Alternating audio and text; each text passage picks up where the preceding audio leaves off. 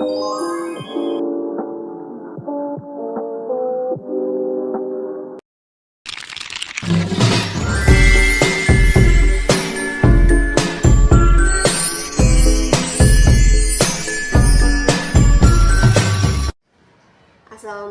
warahmatullahi wabarakatuh.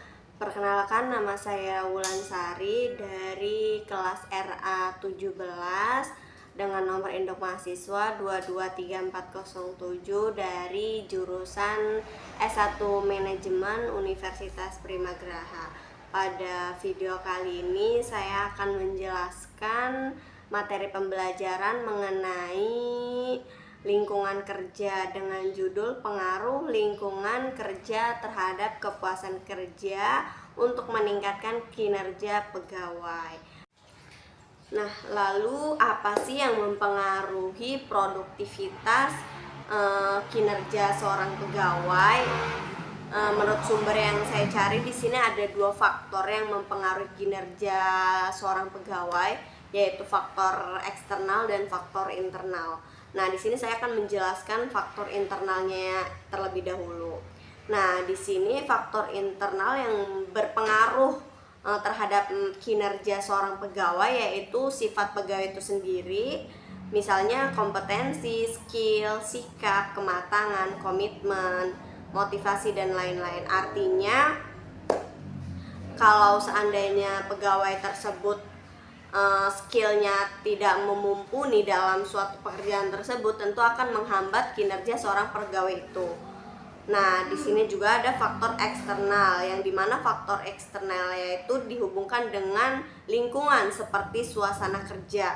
Nah, di sini itu artinya lingkungan seperti suasana kerja itu kalau seandainya si pegawai ini sedang ada masalah di luar kerjaan atau ada masalah keluarga, tentu dia akan terbawa suasana di pekerjaannya itu. Jadi kayak tidak mood gitu loh. Nah, ya itu yang saya tangkap ya teman-teman. Nah, selain suasana kerja juga ada di sini faktor eksternalnya, yaitu kepemimpinan. Bisa saja dia pemimpinnya itu kurang mendukung terhadap, maksudnya kurang merangkul si para pegawainya. Itu bisa jadi faktor yang mempengaruhi produktivitas pegawai ya.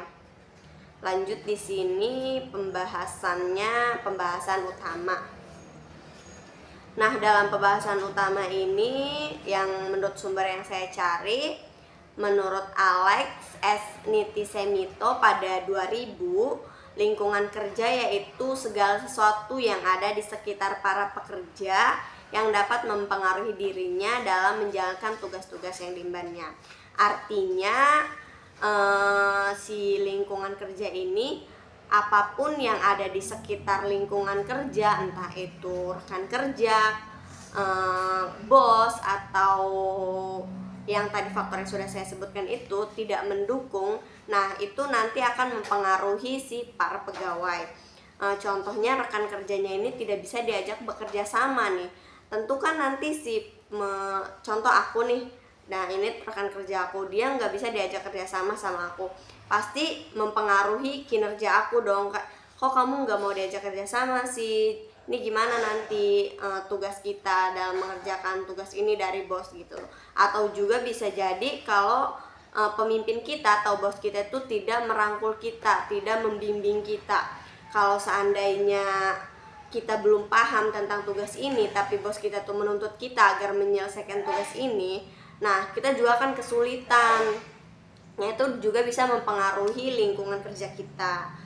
Nah, selain faktor-faktor tadi, ada juga faktor-faktor yang mempengaruhi terbentuknya suatu kondisi lingkungan kerja. Nah, itu juga dikaitkan dengan kemampuan karyawan. Nah, antara lain penerangan atau cahaya tempat kita kerja. Artinya, kalau seandainya kita bekerja atau mengerjakan suatu pekerjaan di ruangan yang gelap, itu tentu akan mempengaruhi kinerja kita. Mata kita akan cepat lelah melihat layar laptop atau buku gitu ya di tempat gelap. Itu kan nanti mempengaruhi kita tuh akan cepat capek, dan juga nanti kita tuh akan pusing. Nah, itu akan mempengaruhi kinerja kita. Nah, selain itu juga kebisingan. Kita perlu kayaknya mengerjakan tugas itu di tempat-tempat yang nyaman, sepi gitu, jauh dari kebisingan agar kita fokus dalam pekerjaan kita. Nah itu menurut Sedar Mayanti pada 2001. Selanjutnya di sini saya akan membahas mengenai studi kasus yang ada di jurnal yang saya temukan ini. Sebentar saya cari terlebih dahulu. Nah, ini dia, mari kita bahas ya. Di sini ada metodologi penelitian. Di sini ada jenis dan sumber data. Yang pertama ada 2 jenis data. Data yang pertama yaitu data primer. Dalam penelitian ini secara khusus dikumpulkan secara langsung dengan cara menjawab pertanyaan-pertanyaan yang dituangkan dalam daftar pertanyaan. Nah, dalam penelitian ini data primer diperoleh melalui penyebaran kuesioner secara langsung pada responden, yaitu pegawai baik dosen maupun non-dosen di lingkungan Fakultas Ekonomi Unpad Semarang. Nah, data yang kedua yaitu data sekunder. Data ini diperoleh peneliti secara tidak langsung melalui perantara atau telah diperoleh dan dicatat oleh pihak lain yang ada kaitannya dengan masalah yang diteliti. Data ini diperoleh melalui literatur, jurnal-jurnal penelitian, majalah maupun artikel-artikel dari internet. Nah, di sini juga ada populasi dan sampel. Populasi adalah wilayah generasi yang terdiri atas objek atau subjek yang mempunyai kualitas dan karakteristik tertentu yang ditetapkan oleh peneliti untuk dipelajari dan kemudian ditarik kesimpulannya.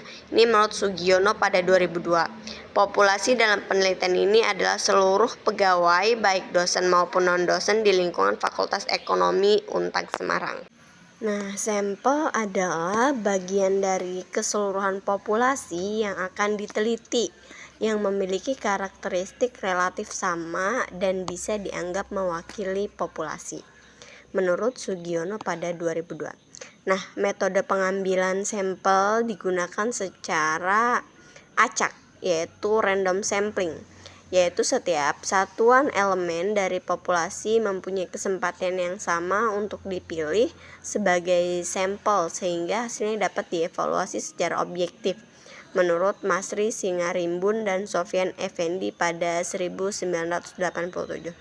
Nah, menurut Slovin pada 1908, untuk menentukan ukuran sampel dapat digunakan rumus N sama dengan N besar per 1 plus N besar dalam kurung E kuadrat. Nah, keterangan N sama dengan jumlah populasi, keterangan N kecil sama dengan jumlah sampel, keterangan E sama dengan standar error dalam kurung simpangan baku dalam penelitian ini ditetapkan 10%. Maka jumlah sampel yang akan diteliti dari populasi sejumlah 45 orang.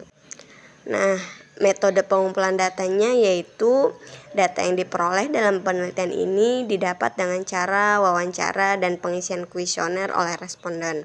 Pengumpulan data dengan pertanyaan tertutup. Nah, selanjutnya kita bahas yaitu metode analisis data.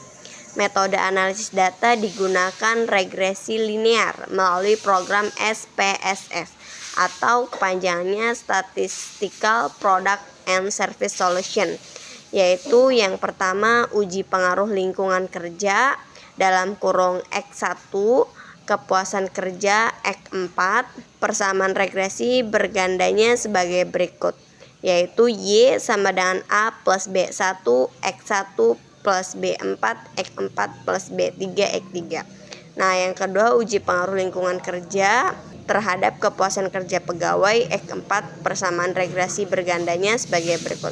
X4 sama dengan C plus B1 X1 plus B2 X2 plus B3 X3, di mana Y adalah kinerja pegawai, X1 adalah lingkungan kerja, A, C adalah konstanta regresi berganda, X2 adalah budaya organisasi, B1, B2, B3, B4 adalah koefisiensi regresi, X3 adalah kompensasi, X4 adalah kepuasan kerja. Nah, hasil dari penelitian penelitian ini yaitu persamaan regresi. Pengaruh lingkungan kerja dalam kurung X1 terhadap kinerja pegawai yaitu Y dengan kepuasan kerja sebagai variabel intervening.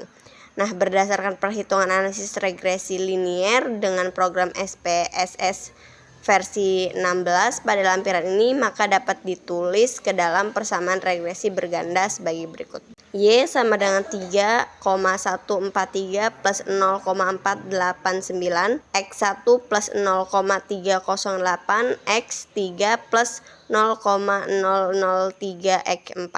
Berarti kepuasan kerja berpengaruh secara signifikan terhadap kinerja pegawai. Nah, dari studi kasus yang sudah saya paparkan tadi, yaitu menunjukkan bahwa lingkungan kerja berpengaruh positif dan signifikan terhadap kepuasan kerja pegawai Fakultas Ekonomi Untag Semarang. Dan hasil penelitian ini mendukung penelitian yang dilakukan oleh Bambang Warsito pada 2008 dengan judul Pengaruh Imbalan dan Lingkungan Kerja terhadap Kepuasan Kerja. Hasil penelitian menyimpulkan bahwa lingkungan kerja berpengaruh positif dan signifikan terhadap kepuasan kerja. Nah, artinya dapat kita simpulkan bahwa penelitian ini berisikan suatu model yang menguji pengaruh lingkungan kerja terhadap kepuasan kerja untuk meningkatkan kinerja pegawai. Nah, adapun kesimpulan penelitian ini yaitu lingkungan kerja berpengaruh positif dan signifikan terhadap kepuasan kerja pegawai. Artinya, semakin baik lingkungan kerja pegawai, maka semakin baik pula kepuasan kerja pegawai Fakultas Ekonomi Untag Semarang. Nah, mungkin itulah yang bisa saya paparkan. Kurang lebihnya saya mohon maaf apabila ada kata-kata yang salah atau materi saya yang belum jelas. Saya mohon maaf karena kesempurnaan hanya milik Allah dan kesalahan hanya milik saya semata. Itu saja. Wassalamualaikum warahmatullahi wabarakatuh.